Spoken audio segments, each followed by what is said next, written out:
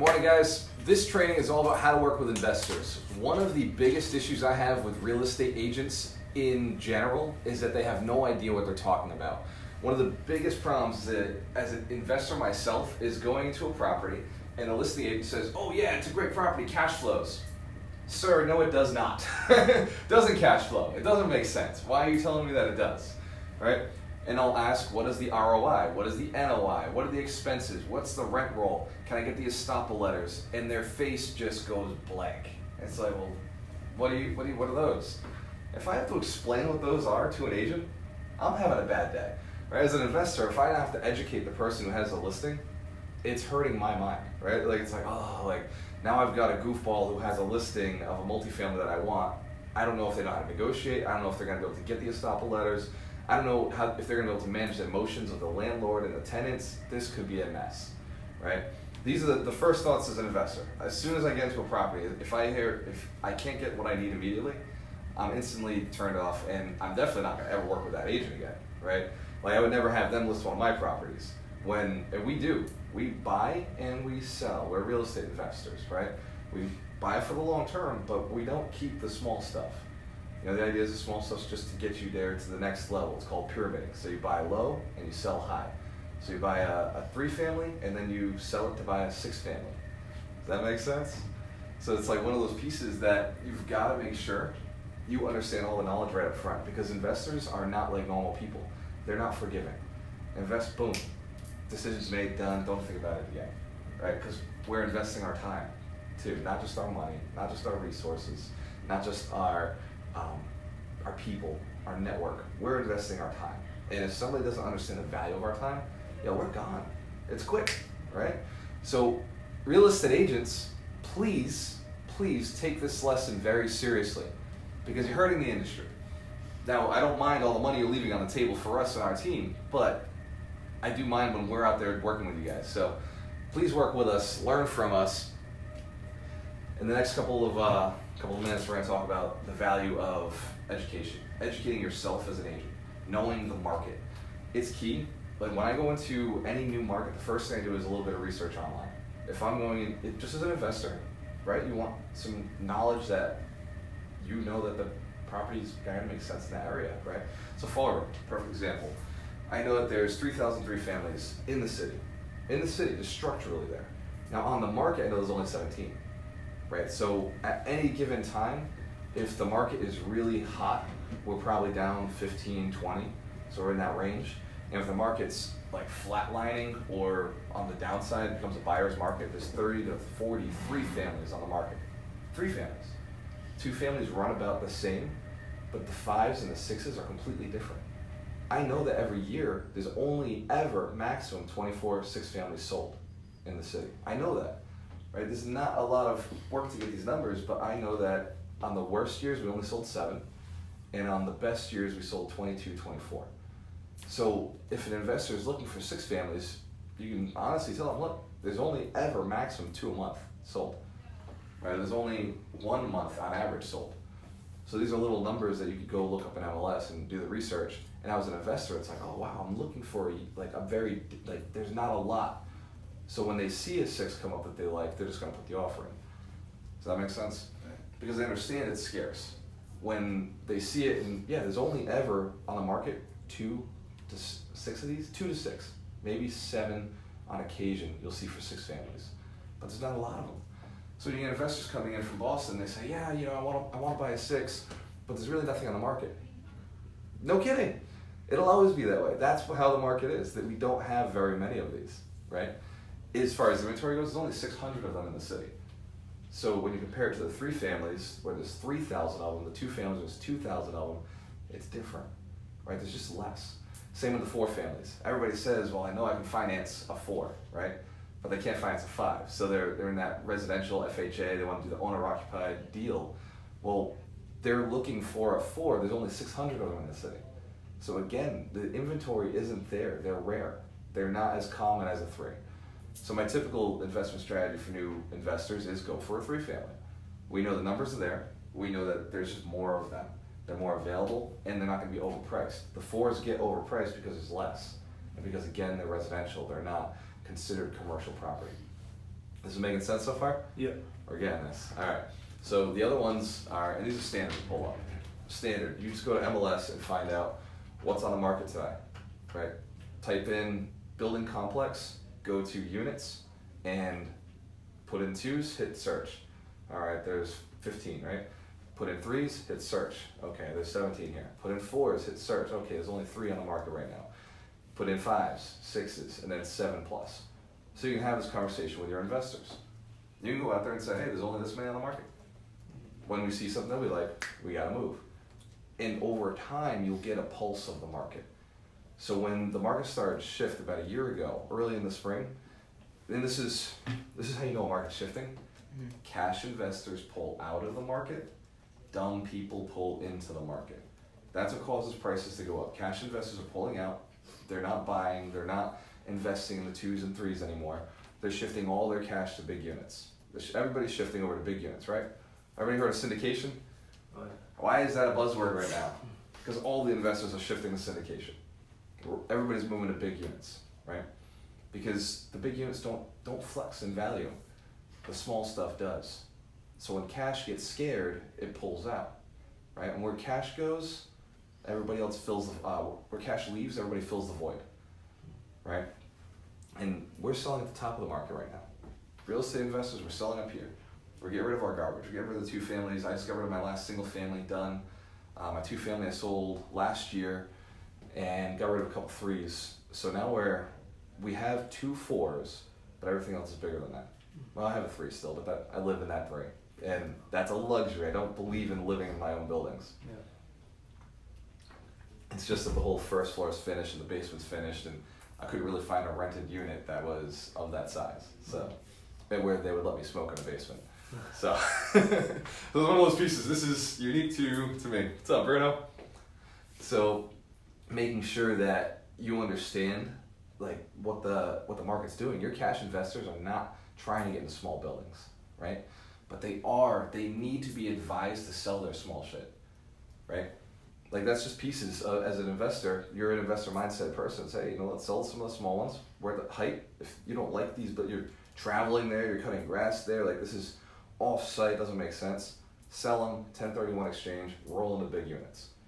You can go stir up business right now just by having that conversation. It's good advice, and it's a powerful strategy to get you a sale here, a purchase there, and a couple buyers coming in.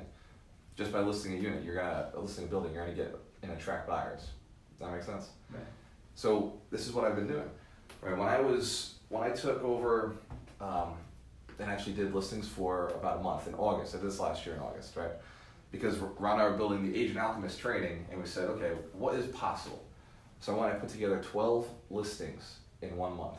Just pounded, just making my calls. I put some of my own listings up, right? Because it was time to do that. And it was calling, I probably had to make contact with 4 investors. It was 4 guys, 12 listings. That's how the business works. That's how you leverage, right? Now I made a lot more calls than that, but ended up just being 4 guys, 12 listings, right? I mean, Ron were one of them. Yeah. Be your own, right? Be your own client. Be your own best client. I made way more on the sale of those properties than on the listing itself. Yeah. Does that make sense? Yeah. People say it's cheating. Cool. Cheat. It's not really cheating. It's just advantaging yourself to the existing system. You're playing, right? If you're, anybody play with stocks? I play with stocks a little bit? A little bit. So if your stockbroker didn't trade stocks the same way you were trading stocks, wouldn't you be concerned? Yeah. Right? If they weren't like buying and selling the same stuff they're telling you to buy and sell, wouldn't you be a little concerned? Yeah. Right. We're brokers, right? We're real estate agents. We're investors. We're supposed to be selling the product that we believe in.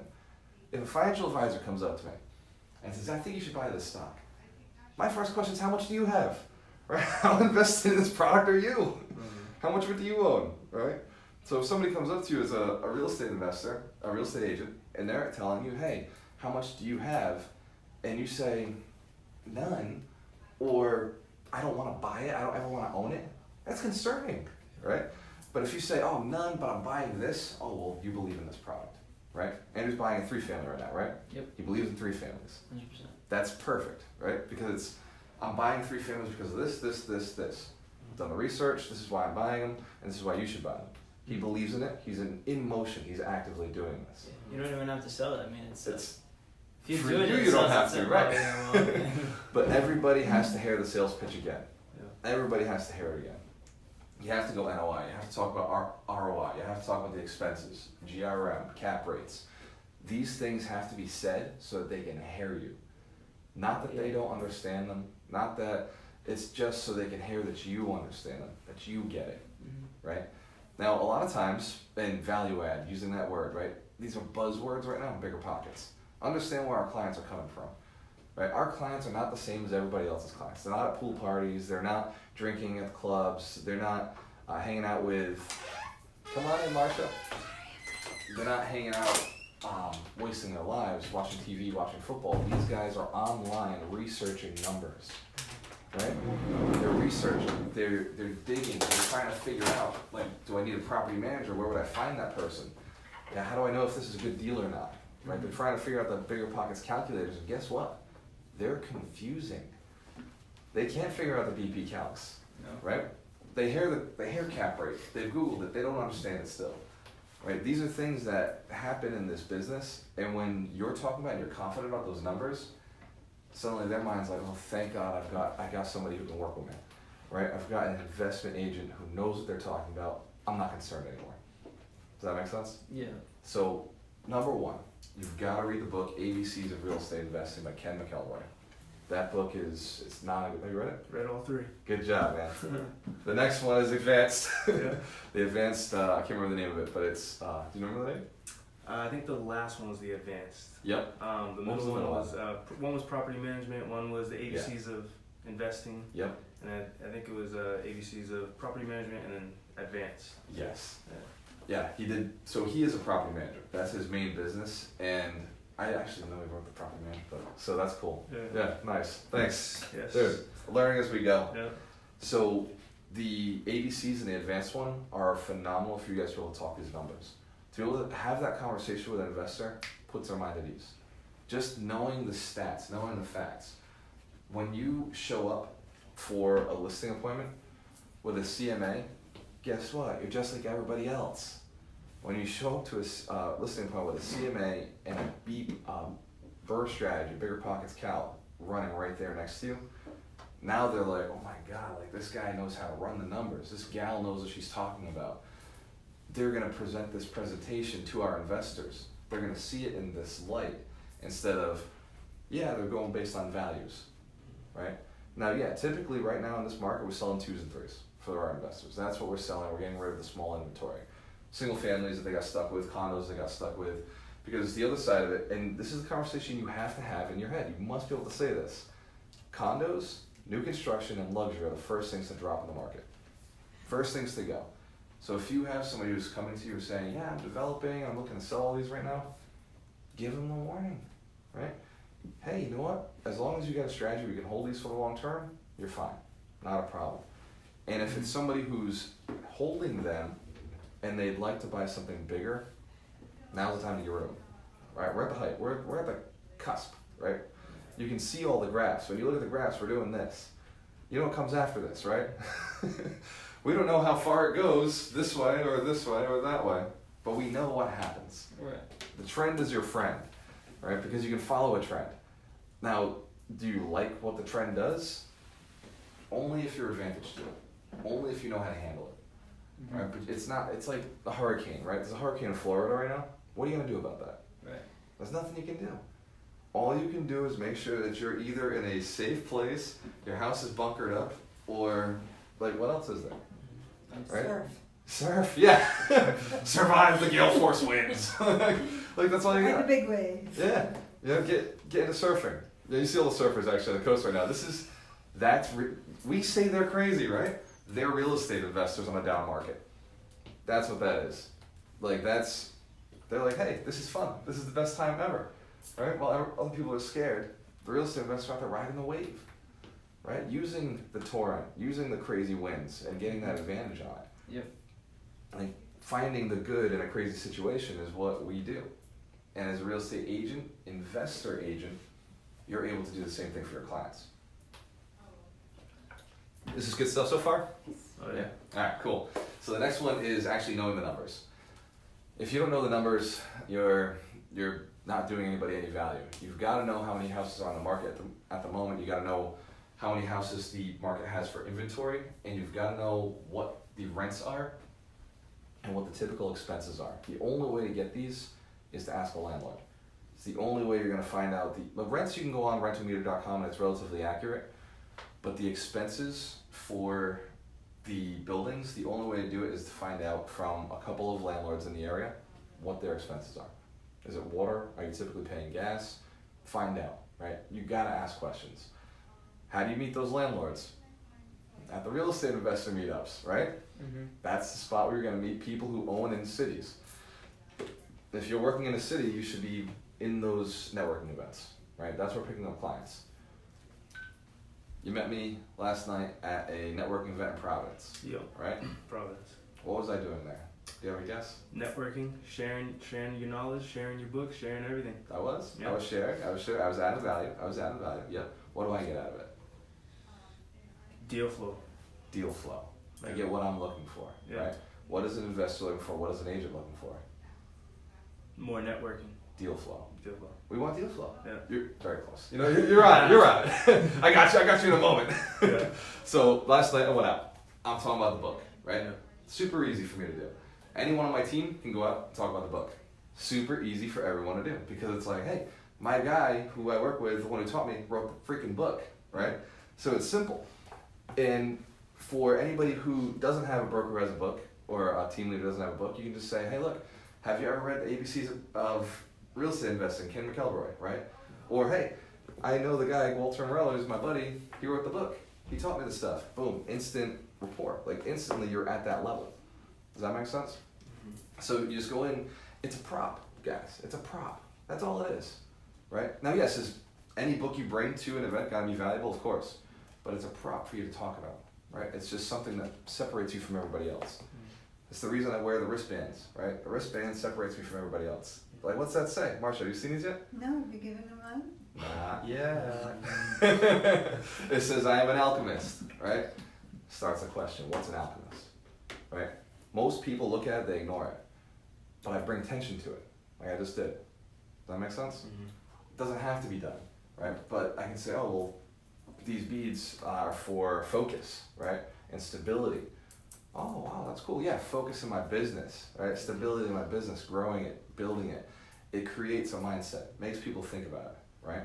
This is for nurturing, right? Because I tend to be a very harsh person and I'm very directive in doing things, but I want to be more nurturing. So remind myself, balance, right?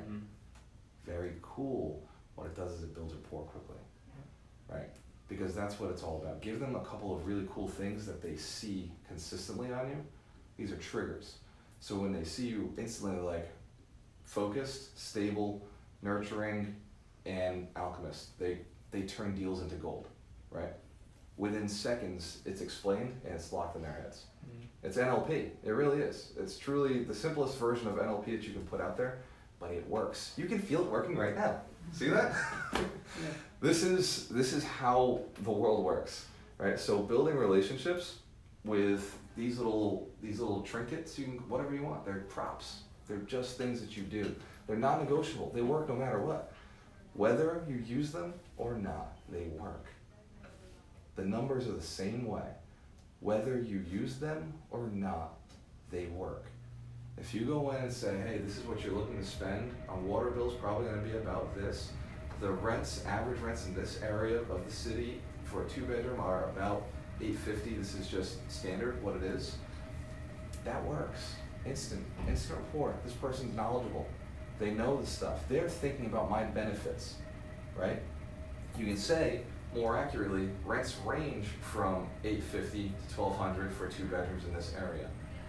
Now, it really will depend on what you do to the unit and how the layout is. Let's get a look at it. Let's go take a look, right? Because now you're no longer a pushy salesman. You're just somebody who's advising them and moving them forward.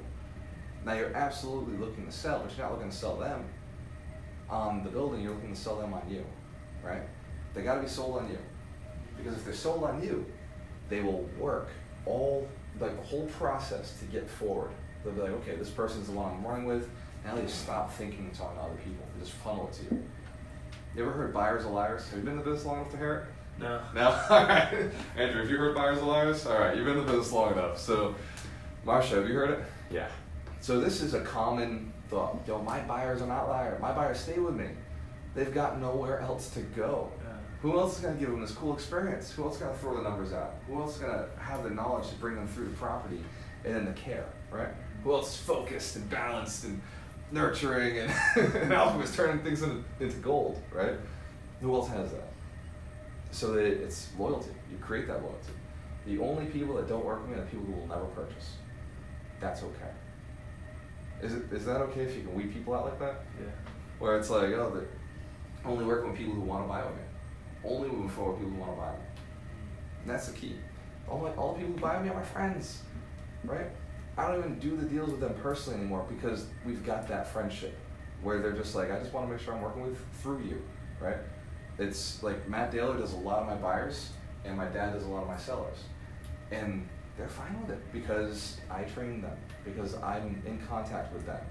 I shoot a text to them and I say, hey, yeah, just talk to Matt and this is what's happening with the purchase, right? And as Andrew starts picking up some of the deals, it's the same thing, right? So, and Marsha goes out there and she talks, and because they like Marsha, whatever agent she passes it along to, it's golden, right? It all works because it's about building that relationship, making sure that they trust you, giving them that solid investment knowledge so they know they can always come back to you if they needed it, but they understand that an agent's just showing property, right? They get that. They're just putting paperwork together. But the investor, that mindset is different, right? That gift that you have that you're bringing to your investors, your clients, nobody else has. That's your uniqueness, right? So where do you find the numbers? Network. Ask, call the landlords up.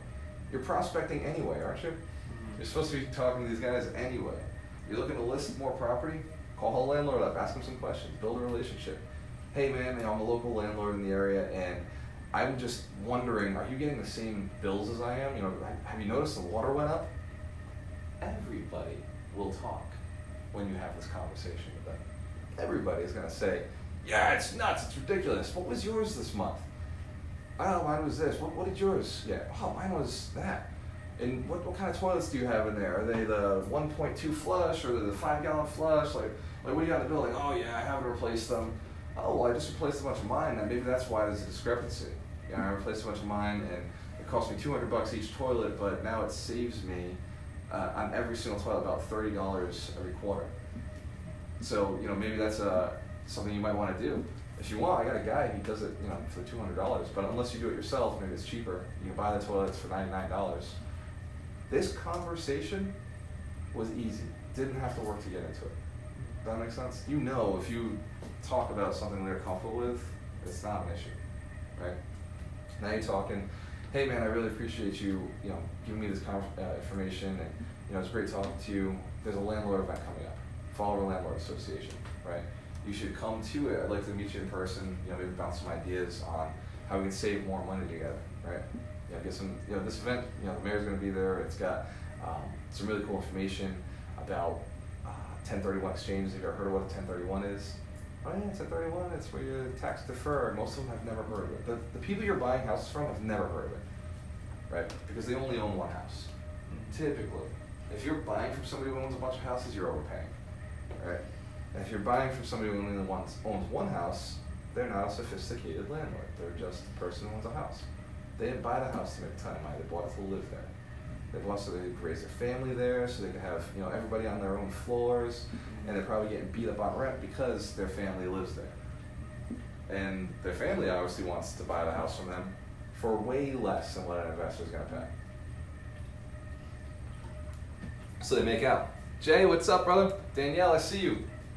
So the people that you want to buy from are also your clients, right? Make them your friends. Here's the thing. They're old people, right? When I say old people, I mean like Marsha's age. I mean in the nicest way possible. I know, right? Wow. She didn't see it coming. I like the shock effect. That's all right. That's all I do right. it because I like you. I am old. But you're not. You're still under under 60, right? Oh, you're not? Oh shit. Okay. All right. You are old. You're right. All right. I take it back. Sorry. So, but think about it. The 60 plus, those are the people who we're hanging out with. Those are the people who are looking to sell. Marsha, like the people who are older than you, like your friends who are older, not the younger ones. The people who are older than you, they're no longer working, right? They're retired. They're on fixed incomes, and they're not jumping on the roof to fix shit anymore. Yeah. They're done with everything, some of them. They're past the time, right? The only ones who are still doing it are the ones who are stubborn or don't know another way out. That's it. Because at this point, the building's paid off. They could sell it and live. They'll make more off of the sale of that property and be able to live off of that just by putting it into a 401k, right? Or they could put it with us or an investor like yourself for 12% return on investment, and you can take that $300,000 and pay them $3,000 a month every month, and then be very happy. You just keep rolling that money into down payments, and you can make far more with that leverage. So there's so many reasons that you have to learn to hang out with older people. There's so many reasons that you've got to just be cool with that older generation, right? Be that young kid, that young guy or gal who they're like, yeah, okay, this person's really nice. I want to teach them things, right? Well, yeah, come on over. I want to spend some time. Get used to spending some time with the right people. When I get into an appointment, I know I'm just chilling. I know the whole point is to talk about them, figure out their life, what their kids have done, what their grandkids have done, what their situation is, what their hobbies used to be, what they're doing now, where they're looking to go. That's it. I don't care about the house, right?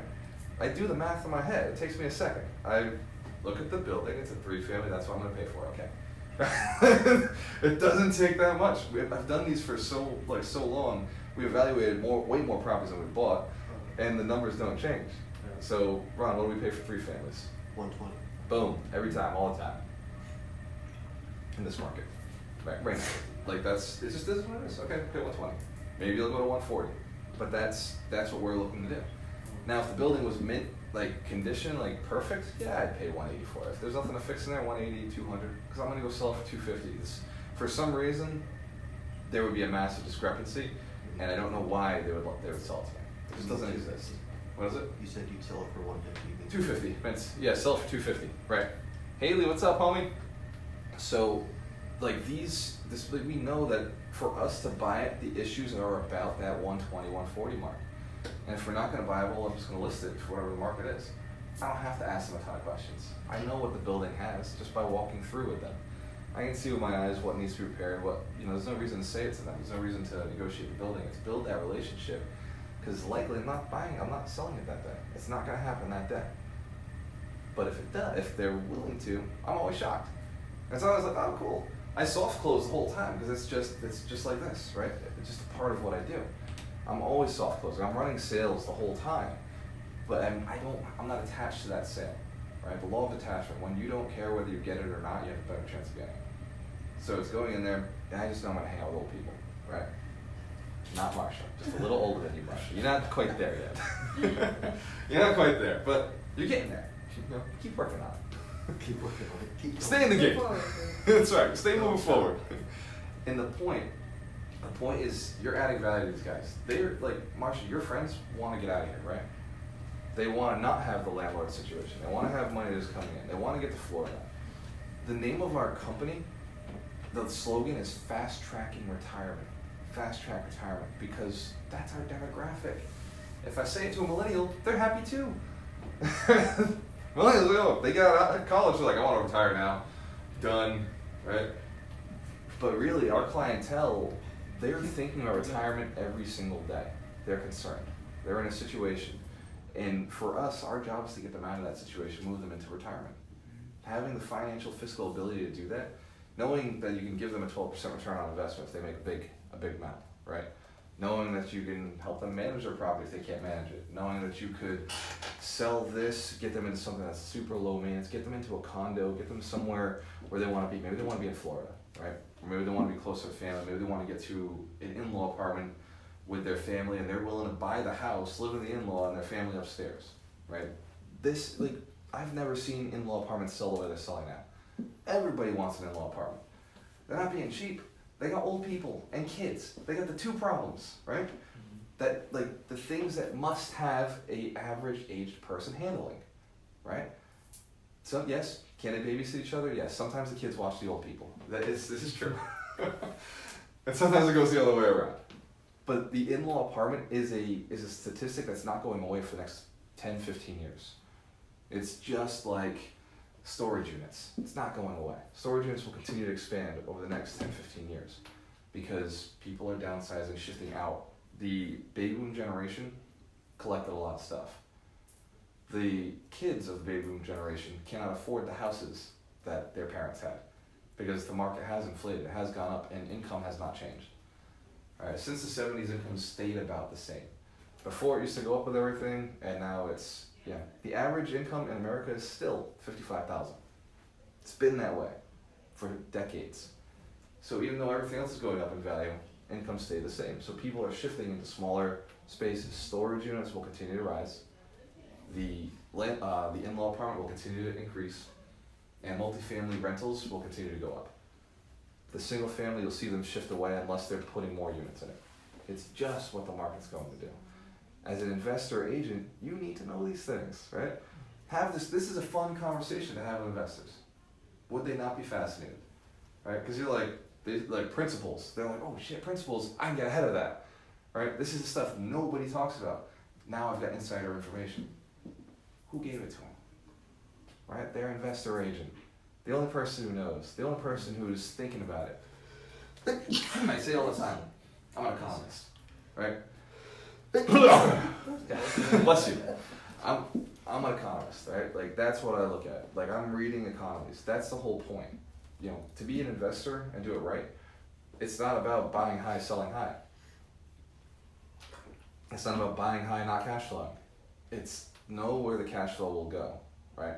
And know how to fix it and adjust it, right? We were talking last night about adding painters or artists into the community, right? Yeah.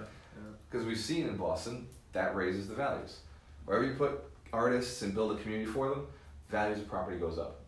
Now, eventually, and one of the kids that was there with us was saying, oh yeah, but now Boston has this problem where the values went so high up that the artist community can't even afford to be there anymore.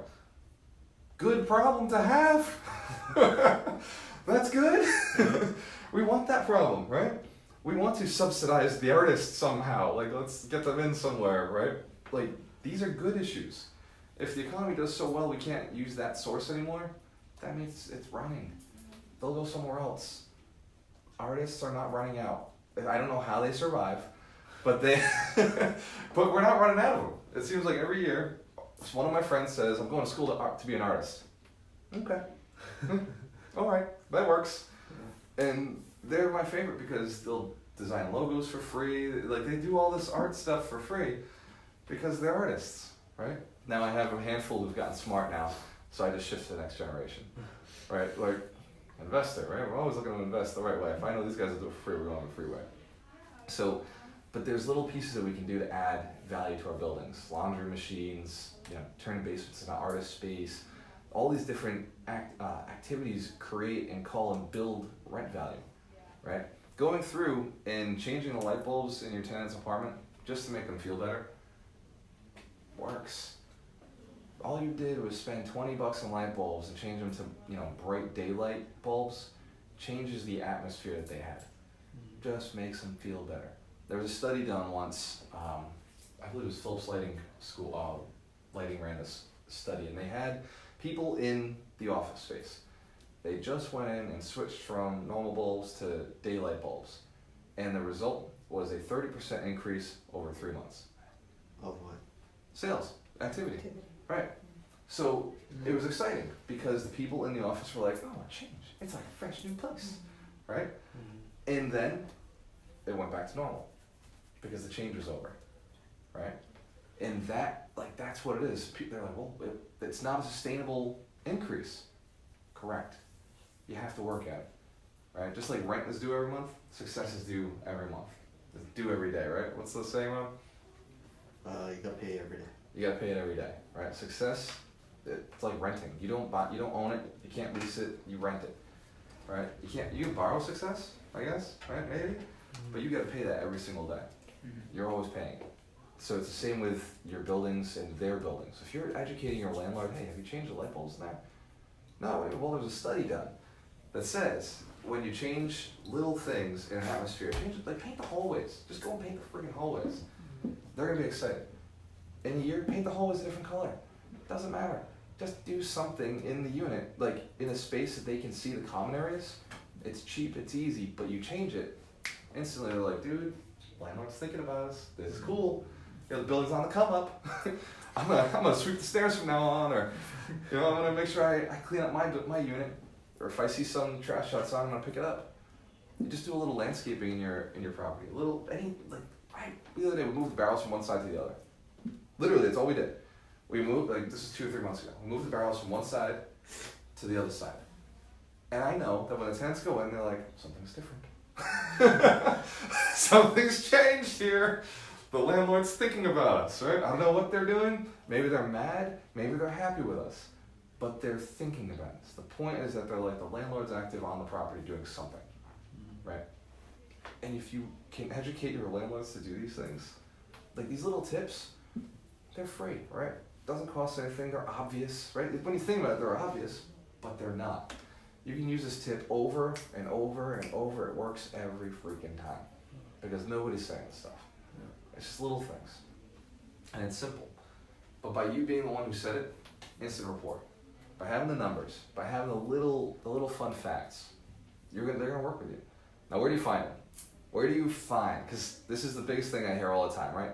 How do you generate the leads? I need more leads. If I just had them, I'd close them. Which, by the way, false, right? Because they don't know the numbers. They don't know how to build a relationship. They don't know how to, keep the energies cool the whole time.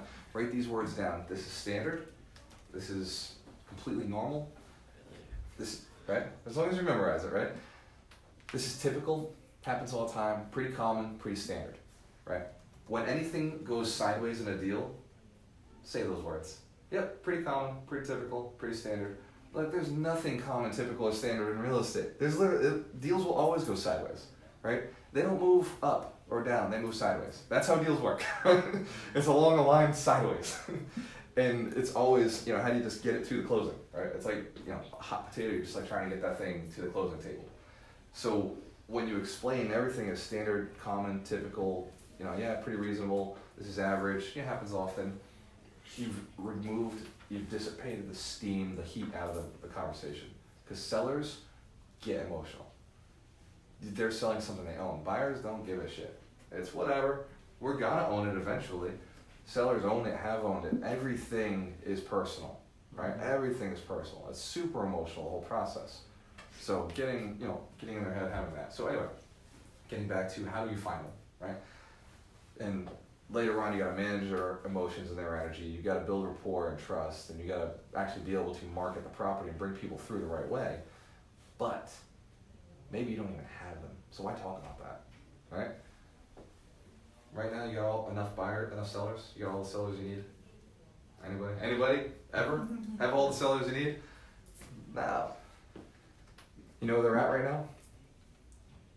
Take a guess. We'll go around there. Take a guess. Where are the sellers right now? The ones you want to buy from right now. Where are they at? Home. Retired. They're in their house. That's it. I know exactly where they are. Because they're 60, 70, 80. They're where they live. They're not going out. They're not working. They're not doing anything. The ones that are active like that, not selling. Right? The ones that you're going to work with are at their house. And It's they answer simple. the phone Of course they do. during the day. During the hours we're awake, Yeah. they're answering the phone. It's perfect. You said you work second shift, right? Yep. Yeah, guess what hours the seller is working? Yeah. 0. Yeah. They're there all the time. You know what time they wake up? 4 in the morning? It's stupid. I don't understand this. It's like, Call them late at night. as you get older, you become a rooster. like 4 in the morning, that's time to wake up. I think of that, what's that game of the guy the hat falls off when he stands up, when he sits up? What? It's an old game. Oh, I know what He's you're in a talking bed. about. He's in the bed, I can't remember. and then he wakes up and the hat falls off. I don't even remember the name of the game. No. Frank, what's up, brother? That's it, man. Talking to agents. Yeah, we're training agents so that they know how to do the deals with us, because agents right now are pretty annoying. We want them investor trained so that they teach investors how to invest instead of failing investors consistently like most agents do. So, and I know you're going to appreciate this. So Frank's a big investor out in Providence. So for him, it's like, yeah, it'd be nice if the agents actually brought in good deals and then knew how to handle the deal, then fumble it the whole time. So, that said, they're at their house, right? Cool. Do you know where their house is? Yep. If you're looking for 3 families, which I strongly suggest, these are the ones to move right now in this market. Look for 3 families in the zip code you want to be in. Why look anywhere else, right? Why do agents work in Bridgewater, then work in Fall River, and then they work up in Boston, and then they work down in Westport, and they work in Dartmouth? Are they looking to just put miles on their car and it's like, maybe they're in there listening to Jim Rohn, right? Maybe they got my new book on Audible already. I haven't even like submitted it, but maybe they already got it on Audible and they listen to it in their cars, right? Maybe that's what they're doing, and that's why they need that time to be on the road. But I have a theory. It's that they don't realize that all the sellers are right there in their neighborhood. I have a feeling the agents just have never had this awareness. And it's crazy. Danielle, yes he does. He loves us because we're investor agents. Exactly. I have a feeling that they've never had the same epiphany I had. I remember driving down my street one day, just driving, and thinking, how do I find it? How do I find all the properties? And then I was in my thoughts, and I was looking at the road, and then I looked to the right, and there were 10 buildings. And I looked to the left, and there were 10 buildings. And I was like, oh wow, that's a lot of buildings, right? I wonder what they're all worth. And I said, that's average, say they're all worth $250,000, right? All these 3, 4, whatever buildings were here, they're worth $250,000. So there's $2.4 million on both sides of my street right now. And there's another street in front of me. There's another street in front of me. And I'm driving through the city, just having an experience. Like, it was like this spiritual experience, about finances, but I'm like, holy shit, I just passed $10 million in 2 blocks. I'm not even talking about a block, I'm just 2 streets. Just boom to there, right? Like 2 football fields. And there's a lot of these in every city. And I started realizing, like, what's the difference between them and me? The name on the deed, that's all it is. It's the name on the deed. That's what separates everybody. Ownership is 9/10 of the law. You've heard this? Yeah? Ownership is 9/10 of the law. It's all the law. I'll be real with you. Intent makes a small part of it, but ownership is everything. The person who has all the control is the one whose name is on the deed. That's what it is. Right, we talk about subject to financing, keeping existing mortgages in place. That really brings it to life for you. Like, the person who owns the house is the person who runs the show. Right? Completely different. So this is making sense right now. You guys are getting this? Okay. So recognize that they're all right there. The houses you could ever buy are all right there. Right? As an investor, you don't want to be spreading yourself too thin. You have properties all over the place, right? Yeah. That's not a pain in the ass? Yeah. Yeah, kind of sucks. Yeah. My properties are within walking distance. Yeah. In this section or that section. That's it. And we're talking, the properties are 10 minutes away from each other, from one side of the city to the other side. Right? Like the max, the separation. But then on the north end, you could walk to all my properties. Right? When I built that, there was 10 buildings all within walking distance of each other. That it was simple. I went, all right, this one, this one, this one, this one. And you'll see it whenever I take people to my house now. Like, sometimes I have a party or whatever, or somebody comes and meets me there before we head up to Dedham or something. I'll take them around the block. Walk 1 block, you can see a bunch of properties I touched, right? Either I sold them as an agent, or I flipped them, or I held them, or I still own them, right? Super simple to manage that, let me tell you. Walk the block. Say hi to your parents, right? And there's so much abundance, you can make that kind of deal happen just by being efficient, by knowing those people. Get to a block that has a bunch of old people in it and hang out, right? Then you're just part of the neighborhood. And when they're ready to sell, they're ready to sell. It takes a little while, right? It took me 3 years to pick up most of those. It wasn't that hard though, it just happened, right? Over time, just consistently building relationships with those people. I was able to get deals that other people never even saw, never knew about, and that gives you the unfair advantage. You know the buildings, because you're getting in there, you're hanging out with those people, right? There was a building I bought sight unseen. like I've never been in there before. Come on. She invited me in. I hung around. She showed me the basement. She showed me her unit. She told me what the top units look like. I've been in there 2 or 3 times, just saying hi. Just popping in, saw her outside. Hey, how's everything going? So when it came up for sale, I was like, yep, put the offer in. Oh, you haven't seen it? I was like, don't worry about it. I'm going to buy this. I'm going to close on this. No worries. Well, we have to do a showing. All right, do the showing. It's fine. I'll be there at the showing too. And at the showing, there was like 7 other investors, so I went over asking. I was like, yeah, you know what? I don't want to deal with this. Yeah, go 15,000 over asking. Whatever. I still bought it for 115,000. I sold it a year later for 250. Some guy in Boston wanted a 3-family. I think I put 30,000 into it. Do the math. I didn't do bad. Yeah. It wasn't a bad situation, but because the house was right there on my block, and I cash flowed the whole time. I think it brought me 18,000 that year. I just made money on that building. I almost regret selling it, but I don't, because that was 150,000 put back in my pocket. Yeah. It was cool, right? This comes from just building relationships and knowing your network. So, how to do it practically? Any city across the country, how to do this practically? Yes. The key is build a list of the properties that you want, right? So, what's the city you're working in right now? Avon. Avon. Avon. Mass. Do they have 3 families there? Wrong city. Probably Okay. Brockton. Brockton. All right. Yeah. Brockton has a ton of them. Yeah. So Brockton, look up the 3 families. You can pull this in MLS by going to multifamily, 3 bathrooms, Yeah. right? That'll pull all the 3 families. So now you know how many 3 families are in Brockton. I don't remember. I know I've pulled it before, but I don't remember how many there are. I have it in a spreadsheet at my house. But there are X amount of 3 families in Brockton. Now you know. Now you can go and you can look and see when they were purchased. If they were purchased last year, guess what? They're not going to sell it to you. There's a very good chance that they're not interested, and even if they did, they want top dollar, right? They can't afford to sell it to you. Anybody who bought in 2010, 12 though, in that 2008 to 2009 to 2013 range, they probably could sell it at quite the profit at current market value. Going even further back, you likely got older people, right? So if they bought it in the 90s, odds are they're not 25, right? The odds are in our favor that they were probably in their 30s or 40s when they bought it, because that's the average age for somebody who buys a multifamily. They're in their 30s to 40s, in that 35 range. Average buyer in general is 35, first time home buyer. So you're going back to this timeline where now they're probably 65, 70, right? So get rid of everything else. You don't need to go hit the people who are, been in the house for less than 20 years. Why show interest there? Then you look at the list and you say, okay, well, they don't live in that property anymore, but they bought it 20 years ago. Where do they live? That's where you go meet them. That's, like, the list gets small.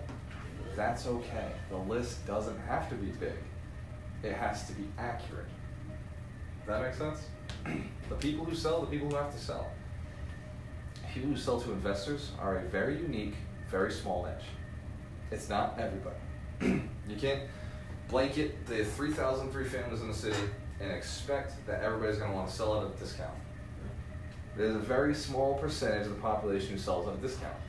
Every 10 appointments we go on, 4 mailers like this, when we're doing mailers and we're doing marketing for 55 plus people, the 10th appointment is the one we get a deal. The 10th. 3 out of those 10 end up being listings. And the other 6, they end up in the waiting line. Right? They're in the waiting line and we eventually bring them through. They can't hold on to it forever. This is the one thing about our business, everybody sells eventually. Like when they say, I'll never sell, wait for the next part. The next part is, until I die. All right. You're right. Because at some point, you will not hold this. Your name will be removed from the deed, and something, maybe your name stays on the deed, but somebody else owns it in probate, right? Yeah. So it's one of those pieces that, understand, like, eventually they will sell to you, but only 1/10 out of this demographic will even sell to you. So it's a matter of getting into finding out who that 1/10 is. Having your license gives you the advantage over the wholesalers, the flippers, and the rental guys. Having your real estate license gives you an unfair advantage over other investors. It allows you to be able to list and make money on those other 3 appointments you want on. And then it gives you the ability to work on those other 6 over time. The problem becomes that a lot of, we understand where they're at now. You guys know where they are and what you got to do? Okay. So you understand the list, dial it down, age, and just meet those people, right? However you do that, whether it's phone calls, emails, mailers, Facebook, walk up to their house, whatever it is, right? If you know that that's where they're at, why wouldn't you do all those things, right? The list is small now. You know, it shouldn't be more than 50 people. I mean, it can't, like, impossible, right? So make it tight and make it good.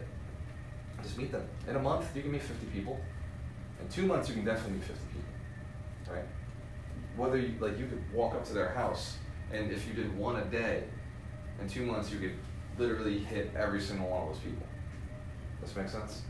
And you can spend a whole day with them. It really wouldn't matter, because if one of them sells each month, or they tell you about somebody who's going to sell, because here's the thing, old people hang out with old people.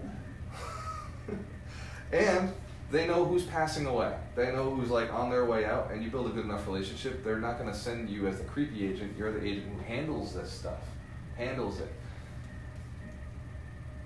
But then you train your kids to run the empire. Exactly. Right. Here's the thing though, the kids don't want it.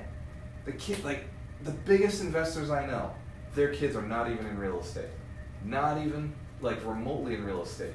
Completely different businesses. The kids don't want the empire. The empire is important to you because of what you went through. But to them, they're like, I'm good. They live in this mindset of abundance. They can always make their money. Like, we live in this, we gotta build an empire because we're a different breed. We're a little different from the kids we raised. That's okay. There's nothing wrong with it. But just know, the kids probably won't run the empire. Trump is a very unique situation, but even his kids are not running it quite the way he did. You don't see any of them out, publicly announcing things, right? They're hidden, right there in the office, right? Doing like managerial work. Trump didn't do that. Trump's a deal finder, deal negotiator. He does like a deal, right? His kids are in the business, but not running it the way he ran it. Completely different. Does that make sense? Good point, Frank. So, we know that they're out there. We know we got to build a relationship. Do not leave today without doing this. Right? Don't leave without taking action on this. Go and build your freaking list. Like, build a list and become best friends with people, right? I told Mario last week, 2 weeks ago, if he wants 20 units, 20 unit buildings, build a list, hang out with those people. He's a hangout guy. Like, he can do this, right? Hang out with those people. And if you can't finance it, I'm into the deal. I'm into that. 20 units, hell yeah, right? That's what it is. So the biggest, and we're gonna close this up in a little bit. Well, 1 minute. I'll let you guys. What questions do you guys have? Instead of me saying what I want to say, what questions do you guys have?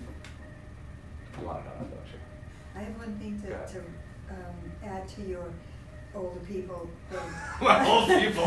No, being in that age group. You mean your people? Yeah. They're getting sick. They have cancer. Some have cancer.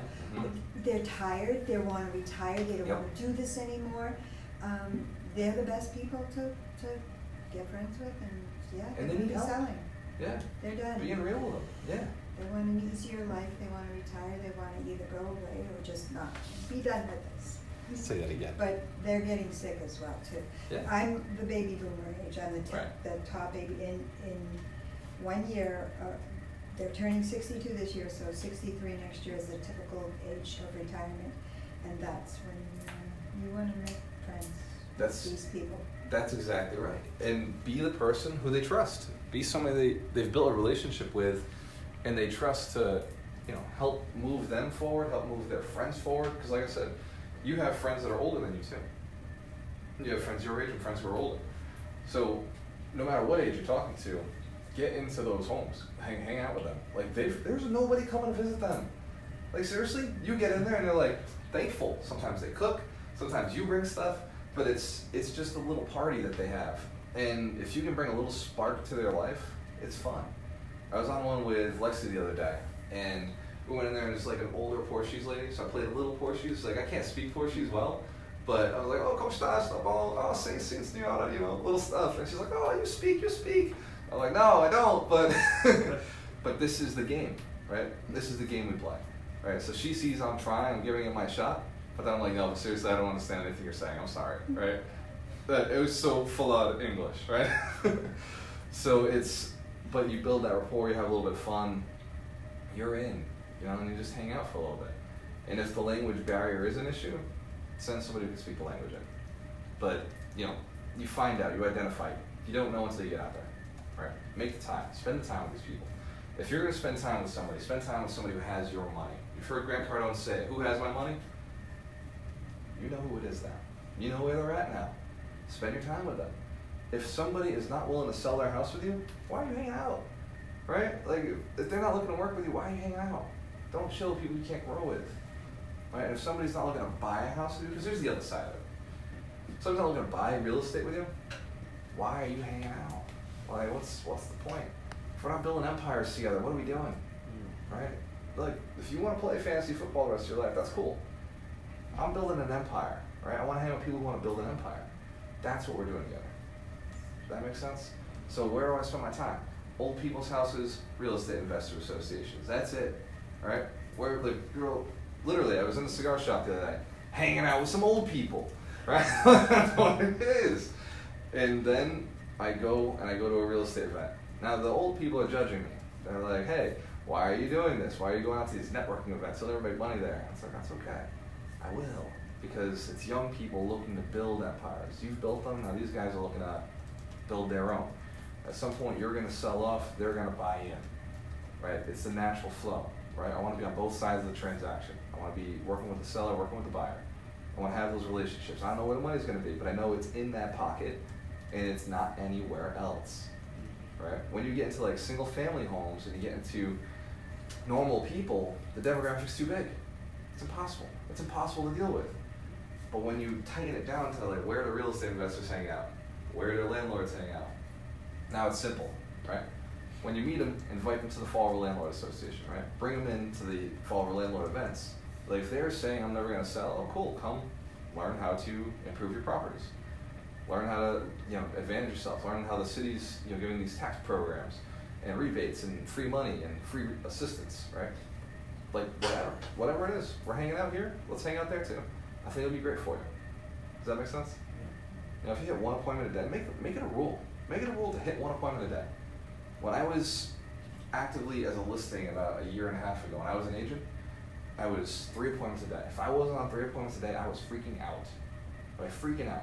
If I had to take 3 go on 3 listing appointments a week, I was freaking out. Like it's just the standard. You set the standard. Most agents they're not concerned unless they go on 1 appointment a month.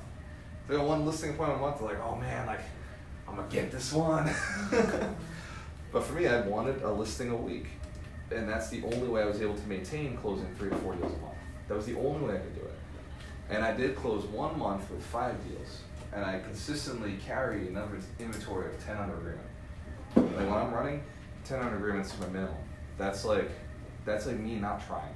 That's just I did what I had to do that month, right? But at my peak, I had 17 under agreement. Like that was the point where I was like, yeah, I'm kind of good. I wrote about it in the book. I'm like, I made 70 grand by August. That was good, right? I didn't need that kind of money at the time, right? Now, if I don't have 70 grand by March, I'm like, what happened? Like, what's going on here? We're having a rough winter happened? Like, it's concerning.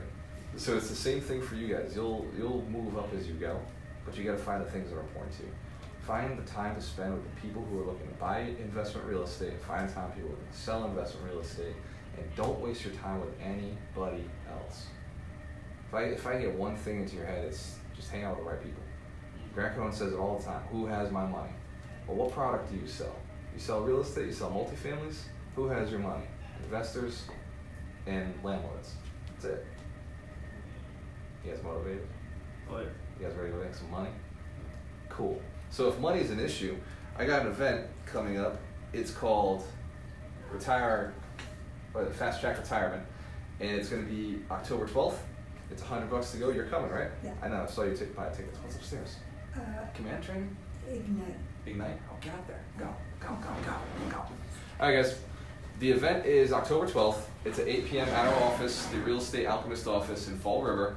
And what we're going to teach you is how to get the money. How to finance any deal you ever come across, as long as the numbers work.